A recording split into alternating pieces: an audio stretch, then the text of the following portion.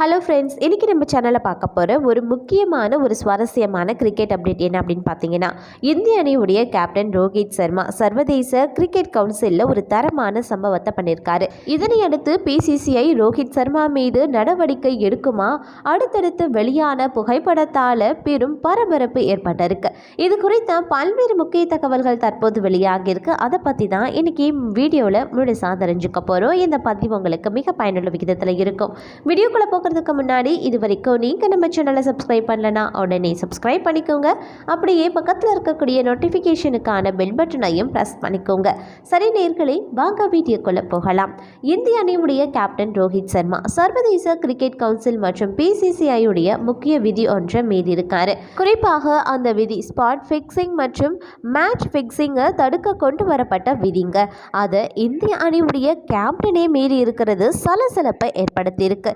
என்னதான் நடந்துச்சு அப்படின்னு பார்த்தீங்கன்னா, ரஞ்சி டிராஃபி தொடரின் இறுதிப் போட்டி மும்பை வான்கடே மைதானத்தில் நடைபெற்று வந்துட்டு இருக்கு. மும்பை விதர்பா அணிகள் இறுதிப் போட்டியில் மோதி வந்துட்டு இருக்காங்க. இந்த போட்டியை காண சுனில் கவாஸ்கர், சச்சின் தெண்டுல்கர் போன்ற முன்னாள் மும்பை மாநில வீரர்கள் நேரில் வந்திருக்காங்க. அதே போல இந்திய அணி கேப்டனும் மும்பை மாநில கிரிக்கெட் அணியை சேர்ந்தவர் அப்படிங்கிறதுனால அவரும் போட்டியை பார்க்கணும் அப்படிங்கிறதுக்காக நேரில் வந்திருக்காரு. அவர் பார்வையாளர்கள் பகுதியில் அமராம மும்பை மாநில வீரர்கள் அறையில் அமர்ந்திருந்தார். அங்க அவர் மும்பை அணியுடைய கேப்டன் அஜின்கயா ரஹானேவுடன் பேசிக்கொண்டும் இருந்திருக்காரு. அந்த காட்சியை பிசிசிஐ தனது ட்விட்டர் பக்கத்தில் பகிர்ந்திருக்காங்க. பிசிசிஐ பகிர்ந்த அந்த வீடியோவால் ரோஹித் சர்மா கையில் தொலைபேசியை வைத்திருக்கிறதும் அதை பயன்படுத்துவதும் தெளிவாக தெரிந்திருக்கு. சர்வதேச கிரிக்கெட் கவுன்சில் மற்றும் பிசிசிஐ விதிப்படி வீரர்கள் அறைக்குள்ள யாரும் தொலைபேசி உள்ளிட்ட நவீன தொலைத்தொடர்பு கருவிகள் எதையுமே கொண்டு செல்லக்கூடாது. வீரர்கள் யாரும் அதை பயன்படுத்தக்கூடாது என்பதோடு பயிற்சியாளர்கள் உள்ளிட்ட யாரும் அனுமதிக்கப்பட்ட லேப்டாப் உள்ளிட்ட சில எலக்ட்ரானிக் பொருட்களை தவிர வேறு எந்த கருவிகளையும் எடுத்து செல்லக்கூடாது. இந்த விதி மேட்ச் ஃபிக்ஸிங்கை தடுக்க கொண்டு வரப்பட்டிருக்கு. இது சர்வதேச போட்டிகள் மட்டுமில்லாமல் உள்ளூர் போட்டிகளுக்கும் பொருந்தும். இந்த நிலையில் ரோஹித் சர்மா ரஞ்சி கோப்பை இறுதிப் போட்டி நடந்து கொண்டிருந்த போதே தொலைபேசியை வீரர்கள் அறையில் பயன்படுத்தி இருப்பது சலசலப்பை ஏற்படுத்தியிருக்கு. அவர் பயன்படுத்திய ஆதாரத்தை பிசிசிஐயை வீடியோ எடுத்து வெளியிட்டிருப்பது தான் இதில் வேடிக்கையான விஷயமே. பிசிசிஐ நடவடிக்கை எடுக்க நினைத்தா முதல்ல ரோஹித் சர்மாவுக்கு நோட்டீஸ் அனுப்பி விளக்கம் கேட்கணும். ஆனால் அது எதுவும் நடக்காது அப்படின்னு தெரியுதுங்க. இதனை அடுத்து பார்த்தீங்க அப்படின்னா, ராஜ்கோட்டில் நடந்த இந்திய இங்கிலாந்து அணிகளுக்கு இடையேயான 3வது டெஸ்ட் போட்டியின் போது அஸ்வின் ஒரு நாள் முழுவதும் போட்டியில் பங்கேற்கல. அவரது தாய் மருத்துவமனையில் அனுமதிக்கப்பட்டது குறித்து அவரது மனைவியால் தெரிவிக்கப்பட்டிருக்கு. அதனால மனம் துவண்ட அஸ்வின் 500 டெஸ்ட் விக்கெட்டுகளை வீழ்த்தி சாதித்த சிறிது நேரத்திலேயே அவரால் கண்ணீரை கட்டுப்படுத்த முடியல. அது குறித்து தற்போது மனம் திறந்து பேசியிருக்காரு. அஸ்வின் தனது அணியினர் குறிப்பா கேப்டன் ரோஹித் சர்மா மற்றும் பிசிசிஐ செயலாளர் ஜெய்ஷா ஆகியோர் தனது தாயுடன் சென்னைக்கு வர உதவியதாக கூறியிருக்காரு. மேலும் குஜராத் செய்த உதவியும் அவர் மறக்காம குறிப்பிட்டிருக்காரு. 3வது டெஸ்ட் போட்டியின் 2வது நாள் ஆட்டம் முடிஞ்சதும் அவரது தாயார் கடுமையான தலைவலியால் மயங்கி விழுந்ததால அஸ்வின் அணியை விட்டு வெளியேறினார். அவர் 3வது நாளில் அணியுடன் கிடையாது. ஆனால் 4வது நாளில் மீண்டும் இணைந்திருக்காரு. குஜராவால் ஏற்பாடு செய்யப்பட்ட ஒரு வாடகை விமானத்தில் சென்னைக்கு சென்றார் அஸ்வின். மேலும் ஜெய்ஷா ஏற்பாடு செய்த ஒரு வாடகை விமானத்தில் மீண்டும் போட்டி நடந்த ராஜ்கோட்டுக்கு திரும்பியிருக்காரு. இது குறித்து அஸ்வின் தனது யூடியூப் சேனலில் என்ன சொல்லியிருக்காரு அப்படின்னா, 500 விக்கெட்டுகளை வீழ்த்திய பிறகு என்னுடைய பெற்றோர் மற்றும் மனைவிடமிருந்து அழைப்பு அல்லது செய்திக்காக காத்திருந்த இரவு 7 மணி ஆகியிருந்தது. யாருமே என்னை அழைக்காதது எனக்கு ஆச்சரியமாயிருந்துச்சு. அவர்கள் பேட்டி கொடுத்து கொண்டிருப்பாங்க, அப்படி இல்லைன்னா வாழ்த்து செய்திக்கு பதில் அளித்து கொண்டிருப்பாங்க அப்படின்னு நினைச்சேன்.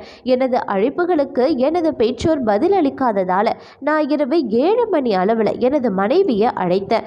அவர் வருத்தத்துடன் என் அம்மாவின் நிலையை என்னிடம் சொன்னாங்க. சென்னைக்கு எப்படி செல்வது அப்படின்னு தெரியாமல் நான் கடுமையாக பாதிக்கப்பட்டேன். நான் அழவே ஆரம்பிச்சிட்டேன். என்னுடைய அறையில் தனியாக அமர்ந்திருந்தேன். யாருடனும் பேசக்கூடிய மனநிலையில் அப்போ நான் கிடையாது.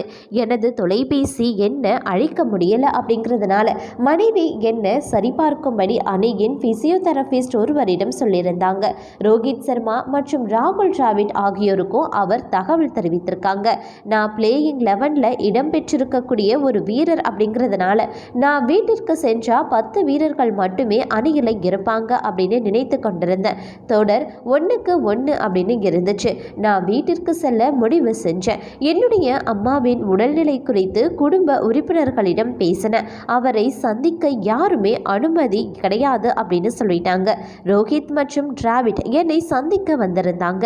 என்னுடைய பைகளை எடுத்துக்கொண்டு சென்னை செல்லும்படி சொன்னாங்க. என் அம்மாவுடன் இருப்பது முக்கியம் அப்படின்னு ரோஹித் சொல்லியிருந்தாரு. ரோஹித் வாடகை விமானத்தை ஏற்பாடு செய்வதாக சொல்லியிருந்தாரு. எனக்காக ஒரு வாடகை விமானத்தை முன்பதிவு செய்த புஜராவுக்கு மிக்க நன்றி. அந்த விமானத்தில் நான் 2 மணி நேரம் செலவிட்டேன். எங்கள் டீம் பிசியோ கமலேஷ் எனது நல்ல நண்பர். ரோஹித் அவரை என்னுடன் பயணம் செய்யுமாறு சொன்னார். இருந்தாலும் அணியில் 2 பிசியோக்கள் மட்டுமே இருந்ததால நான் மறுத்துட்டேன். என்னுடன் ஒருவர் சென்றா ஒருவர் மட்டுமே அணியுடன் இருப்பாங்க. அதனால நான் மறுத்துட்டேன். இருந்தாலும் நான் விமான நிலையத்திற்கு புறப்படுவதற்காக வெளியே சென்ற போது கமலேஷ் தனது பையுடன் வெளியே நிற்பதை பார்த்தேன். பயணம் முழுவதும் என்னை பற்றி அறிய ரோஹித் கமலேஷை அழைத்தார். ரோஹித்தின் செயலை என்னால் நினைத்து பார்க்க முடியல. அவர் கமலேஷுக்கு தொடர்ந்து ஃபோன் செய்து எனது நலம் குறித்து தெரிந்து கொண்டிருந்தார். அவர் விசேஷமானவர். ரோஹித் கேப்டனாக ஏதாவது பெரிய சாதனையை படைக்க இறைவனை பிரார்த்திப்பேன் அப்படின்னு சொல்லியிருக்காரு அஸ்வின். மேலும் என்னுடைய அம்மாவை பற்றிய செய்தி எனக்கு தெரிய வந்ததும் அதே இடத்துல நானும் கேப்டனாக இருந்திருந்தா நானும் ஒரு வீரரை வீட்டுக்கு செல்ல அனுமதித்திருப்பேன். ஆனால் அவருடன் ஒருவரை அனுப்பி வைத்திருப்பேனா அப்படின்னு எனக்கு தெரியாது. ஆனால் ரோஹித் சர்மா என்னுடன் ஒருவரை அனுப்பி வைத்ததுடன் எனது தாயாரின் நலம் குறித்து விசாரிப்பது அப்படிங்கிறது அவ்வளவு அக்கறையாக நடந்து கொண்டார். என்னால் அதை நினைத்து கூட பார்க்க முடியல. இதனால தான் அவர் ஒரு தலை சிறந்த கேப்டனா திகழ்கிறாரு. நானும் நிறைய கேப்டன்களின் கீழே விளையாடி இருக்கேன். ஆனால் ரோஹித்திடம் என்னவோ இருக்கு. அவருடைய நல்ல மனசுக்கு தான் அவர் 5 IPL கோப்பையை தோனிக்கு நிகரா வென்றிருக்கிறாரு. இந்த நல்ல மனதுக்கு கடவுள் அவருக்கு நிறைய கொடுக்கணும். மேலும் ஒரு திறமையான வீரரை ஆதரித்து அவர்களை சிறப்பாக கொண்டு வர்றதில் ரோஹித் மிகுந்த ஈடுபாட்டை அளிக்கிறாரு. தோனியும் இதை செய்திருக்கிறாரு. ஆனால் ரோஹித் அவரை தாண்டி ஒரு 10 அடி முன்னே எடுத்து வைக்கிறார். அவருக்காக களத்தில் உயிர் என்றாலும் கொடுக்கலாம் அப்படின்னு அவரது யூடியூப் சேனலில் வெளியிட்டிருக்க வீடியோவில் ரவிச்சந்திரன் அஸ்வின் கூறியிருக்காரு. இதனை அடுத்து பார்த்தீங்க அப்படின்னா T20 உலகக்கோப்பை தொடரில் இந்திய அணியுடைய சீனியர் வீரர் விராட் கோலி இருந்தால் மட்டுமே கோப்பையை வெல்ல முடியும் அப்படின்னு முன்னாள் வீரர் ஸ்ரீகாந்த் தெரிவித்திருக்காரு. நடப்பாண்டில் ஜூன் மாதம் அமெரிக்கா மற்றும் வெஸ்ட் இண்டீஸ் மண்ணில் T20 உலகக்கோப்பை தொடர் நடக்கப் போகுது. ஏற்கனவே இதற்கான அட்டவணை மற்றும் மைதான விவரங்கள் வெளியிடப்பட்டிருந்தது. இதில் இந்திய அணி தன்னுடைய முதல் போட்டியில் அயர்லாந்து அணியை ஜூன் 5ஆம் தேதியும் பாகிஸ்தான் அணியை ஜூன் 9ஆம் தேதியும் எதிர்கொள்ள உள்ளதா அறிவிக்கப்பட்டிருக்கு. இதனைத் தொடர்ந்து அமெரிக்காவில் நடக்க போகிற T20 உலகக்கோப்பை தொடரை பிரபலப்படுத்தும் நோக்கத்தில் ICC மும்முரமாக இருக்காங்க. குறிப்பாக T20 உலகக்கோப்பை தொடரின் போஸ்டர் பாயாக விராட் கோலி தான் இருந்து வருகிறாரு. அமெரிக்க ரசிகர்களும் விராட் கோலி விளையாடுவதை நேரில் பார்க்க ஆர்வமாக இருக்காங்க. இதனிடையே T20 உலகக்கோப்பை தொடர இந்திய அணி ரோஹித் சர்மா தலைமையில் விளையாடும் அப்படின்னு ஜனவரி மாதம் PCCI செயலாளர் ஜெய்ஷா அறிவித்திருந்தார். இதனிடையே விராட் கோலி விளையாடுவாரா அப்படிங்கிற சந்தேகம் எழுந்திருக்கு. ஏன்னா பிரபல நாளிதழ் ஒன்று T20 உலகக்கோப்பை தொடரில் விராட் கோலியை தேர்வு செய்ய வாய்ப்பில்லை அப்படின்னும் அவருடன் தேர்வுக்குழு தலைவர் அஜித் அகர்கர் பேச்சுவார்த்தை நடத்தவுள்ளதாகவும் தகவல் வெளிவந்துச்சு. இந்த விவகாரம் குழப்பத்தை ஏற்படுத்திய நிலையில் இந்திய முன்னாள் வீரர் ஸ்ரீகாந்த் கருத்து தெரிவித்திருக்காரு. அதில் விராட் கோலி இல்லாமல் இந்திய அணி T20 உலகக்கோப்பை தொடரில் பயணிக்க வாய்ப்பே இல்லை. அவர் நிச்சயம் இந்திய அணியில் தேர்வு செய்யப்பட வேணும். 2022 ஆண்டு T20 உலகக்கோப்பை இந்திய அணி அரையிறுதிக்கு முன்னேற காரணமே விராட் கோலி தான். இந்தியாவில் நடந்த உலகக்கோப்பையில் தொடர் நாயகன் விருதை வென்றவர் விராட் கோலி. சில விமர்சகர்களுக்கு வேறு வேலையே கிடையாது. எதன் அடிப்படையில் இது போன்ற தகவல்களை வெளியிட்டாங்க அப்படின்னே தெரியல. இந்திய அணி T20 உலகக்கோப்பையை வெல்ல வேண்டும் அப்படின்னா விராட் கோலி கட்டாயம் இருக்க வேண்டும் அப்படின்னு தெரிவித்திருக்காரு. கடந்த T20 உலகக்கோப்பை தொடரில் இந்திய அணிக்காக 6 போட்டிகள் விளையாடிய விராட் கோலி 296 ரன்களை விளாசியதும் குறிப்பிடத்தக்கது. ஃப்ரெண்ட்ஸ், இன்னைக்கு நம்ம சேனலில் பார்த்த கிரிக்கெட் அப்டேட்டை பற்றி நீங்கள் என்ன நினைக்கிறீங்க அப்படிங்கிற உங்களுடைய தனிப்பட்ட கருத்துக்களை மறக்காமல் கமெண்ட் பாக்ஸில் தெரியப்படுத்துங்க. இது போன்ற பல்வேறு சுவாரஸ்யமான முக்கியமான கிரிக்கெட் அப்டேட்டை நீங்கள் உடனுக்குடன் தெரிஞ்சுக்கணுமா? மறக்காமல் நம்ம சேனலை சப்ஸ்கிரைப் பண்ணிக்கோங்க. அப்படியே பக்கத்தில் இருக்கக்கூடிய நோட்டிஃபிகேஷனுக்கான பெல் பட்டனையும் ப்ரெஸ் பண்ணிக்கோங்க.